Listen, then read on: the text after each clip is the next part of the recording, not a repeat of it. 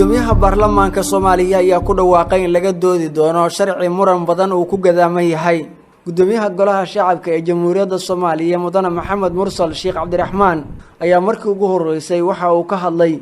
kala fadhiga shanaad ee baarlamaanka Soomaaliya in qodobada hor yaalla ay ka mid yihiin hindisa sharciyeedyo la xiriira dhinaca doorashooyinka siiba doorashada qof iyo cod ah ee la doonayo in dalka ay ka qabsoonto marka la gaaro sanadka 2022 gudoomiyaha golaha shacabka ayaa waxa uu sheegay in kala fadhiga shanaad kulamadiisa xildhibaanada golaha shacabka looga fadhiyo in ay sharciyadaas ay meel mariyaan loo marayo arrimaha doorashooyinka waxaana sheegay in sharciga doorashadu yahay mid muhiim ah oo u baahan in xildhibaanadu ay si degdeg ah hawshiisa u bilaabaan gudoomiyaha golaha shacabka ayaa muujiyay in dalka ay ka qabsoomayso doorasho marka la gaaro sanadka 2022 maadaama uu ku dhawaaqay in la meel mariyo oo la keeno hindisa sharciyeedyo la xiriira dhinaca doorashada iyo habka loo marayo waxa ugu badan ee baarlamaanka hor yaalla kalfadhigiisa shanaad ayuu sheegay inay yihiin in go'aan laga gaaro rasmi ah nooca doorasho ee dalka ka qabsoomaysa ayadoo golayaasha dawladdu ay tala mid ah ka leeyihiin arrimahaas haddana golaha shacabka ayaa waxa uu sheegay in mas'uuliyad weyn ay ka saaran tahay in ay go'aamiyaan masiiriga arrimaha ah ee la xiriira xagga doorashooyinka dalka gudoomiye Maxamed Mursal Sheekh ayaa u muuqday in uunan walwal badan ka qabin in doorashada soo socota ay dib uga dhacdo waqtigeeda sabab la xiriira diyaar garowga madaxda dawladda federaalka oo hooseeya iyo sidoo kale inaan lahaynin hanaankii lagu gali lahaa doorashadaas ayadoo dawladda federaalka iyo maamul goboleedyadu aynan wax heshiisa ka lahayn nooca doorasho ee dalka ka qabsoomaysa marka la gaaro sanadka 2022 xilligaas oo madaxweyne Farmaajo uu xafiiska banayn doono isla markaana la sugayo in hogaamiye cusub dalka uu taladiisa la wareego haddii uunan dib u soo laaban madaxweyne Farmaajo dhinaca kale gudoomiyaha golaha shacabka ayaa xildhibaanada wuxuu ugu baaqay inay meel mariyaan sharciga shirkadaha ganacsi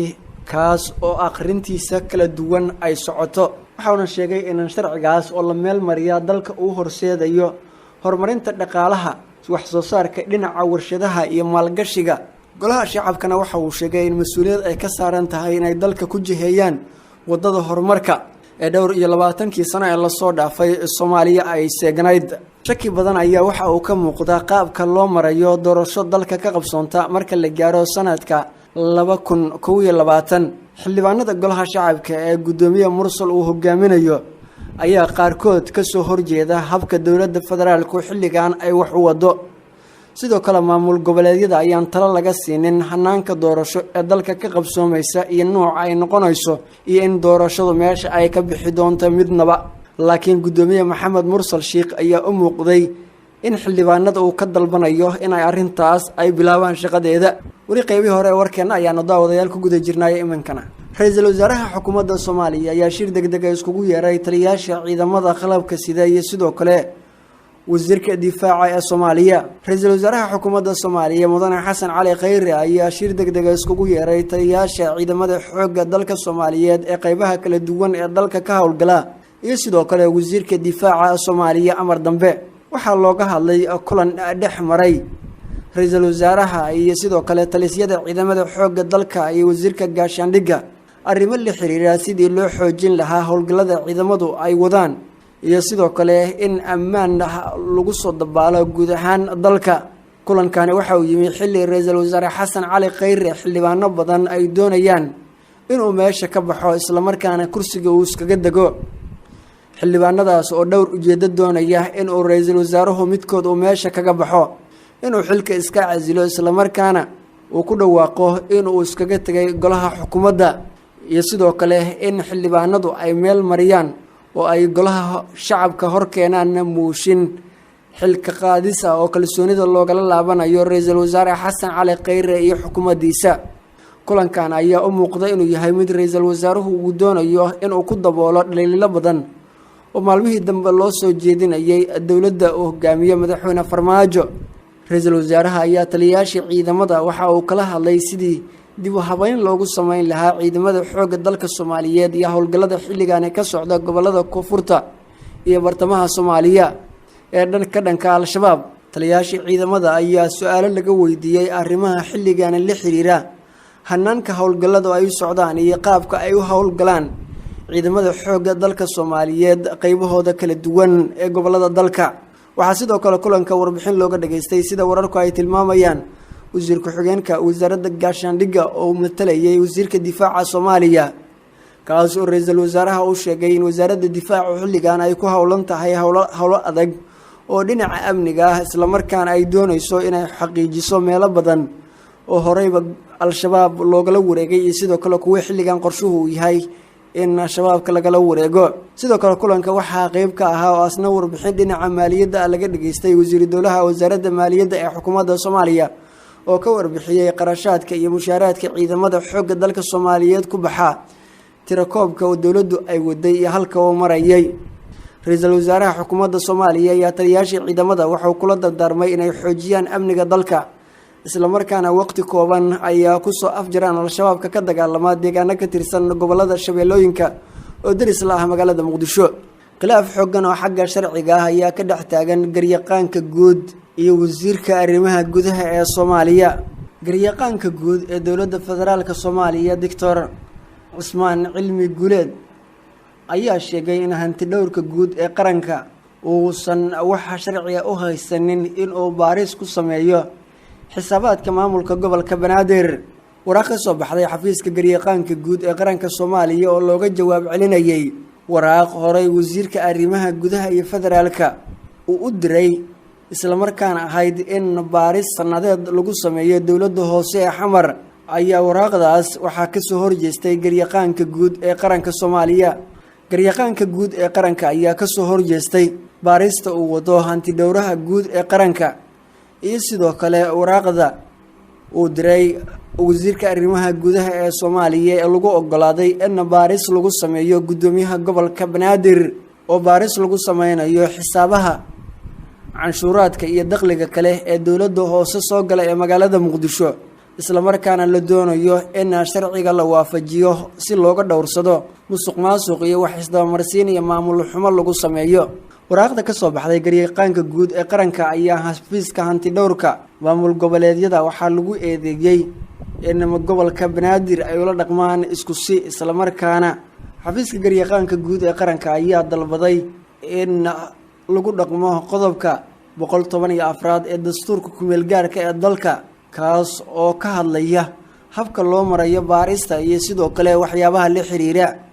taliyaal ka tirsan ciidamada Somaliland oo lagu dilay gobolka Sanaag. wararka ka imaanaya gobolka Sanaag ayaa ku soo waramaya in laba sargaal oo sarsare oo ka tirsan ciidamada Somaliland in lagu dilay deegaanka Garadag ee gobolka Sanaag, xilli saraakiishaas ay ku sugnaayeen gudaha deegaankaasi. saraakiishan la dilay oo ahaa laba taliye ayaa kala ahaa taliyihii xabsiga deegaanka Garadag ee gobolka Sanaag iyo sidoo kale taliye ku-xigeenkii rugta booliiska ee degmada ee Somaliland. labadan sargaal ayaa waxaa lagu soo waramayaa in maalmihii dambe ay wajahayeen cabsi xooggan, kuwaas oo ku dhuumaalaysanayay deegaano hoostaga deegaanka Garadag ee gobolka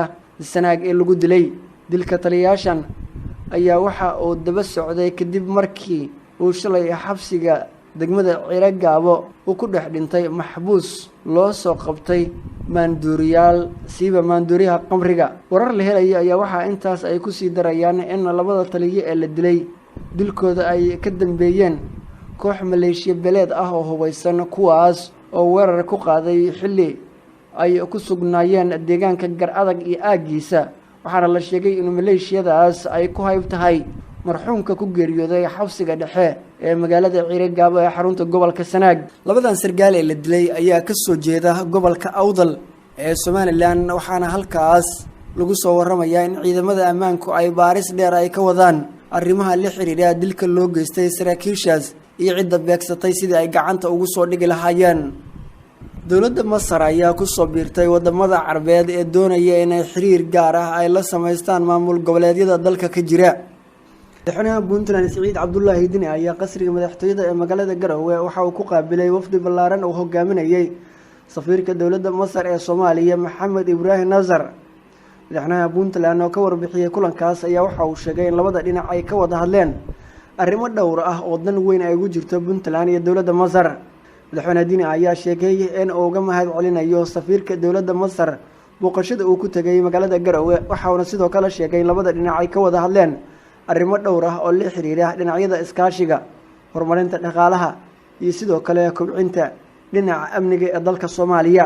waxa uu sheegay in dowladda Masar ay qayb ka tahay wadamada xiriirka walaaltinimo doonaya in ay la sameeyaan Soomaaliya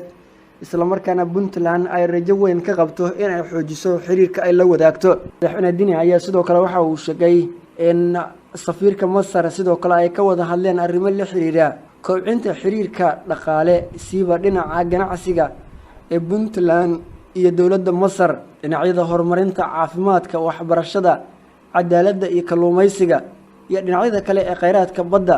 oo uu sheegay in dowladda Masar ay qayb ka siin doonto howlahooda shaqo maamul goboleedka Puntland dowladda Imaaraadka Carabta ayaa horay waxa dhaqdhaqaaq ay ugu waday deegaanada Puntland taas oo lagu eedeeyo inay galaangal dhow ay ku leedahay siyaasadda maamul goboleedyada iyo dowladda federaalka ee xilligan khilaafku uu ka jiro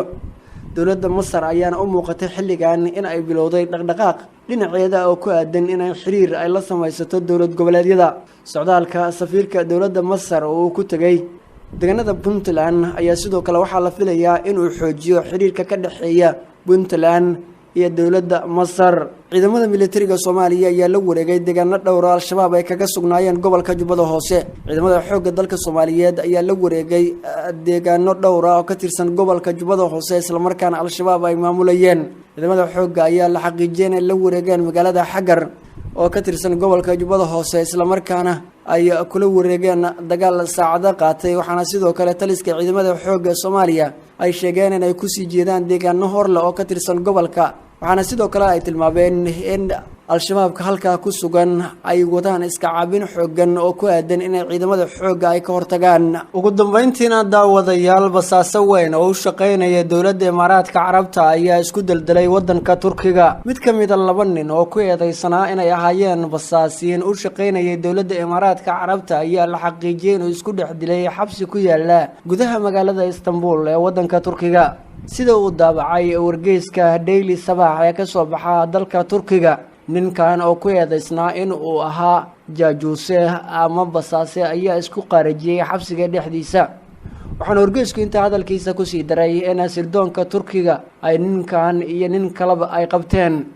19 bishii Abriil xilligaas oo la sheegay in ay u shaqeynayeen dowladda Imaaraadka Carabta isla markaana ay uga howlgalayeen gudaha wadanka Turkiga mid ka mid ah raggan ayaa waxaa la sheegay inuu dalka Turkiga uu soo galay maalmo kadib markii la qaarajiyay wariyihii caanka ahaa ee dalka Sacuudiga Jamaal Khashoggi ee lagu dilay dhismaha qunsuliyadda Sacuudigu uu ku leeyahay magaalada Istanbul ee dalka Turkiga baaristii oo socota ayuuna isqaarajiyay ninkani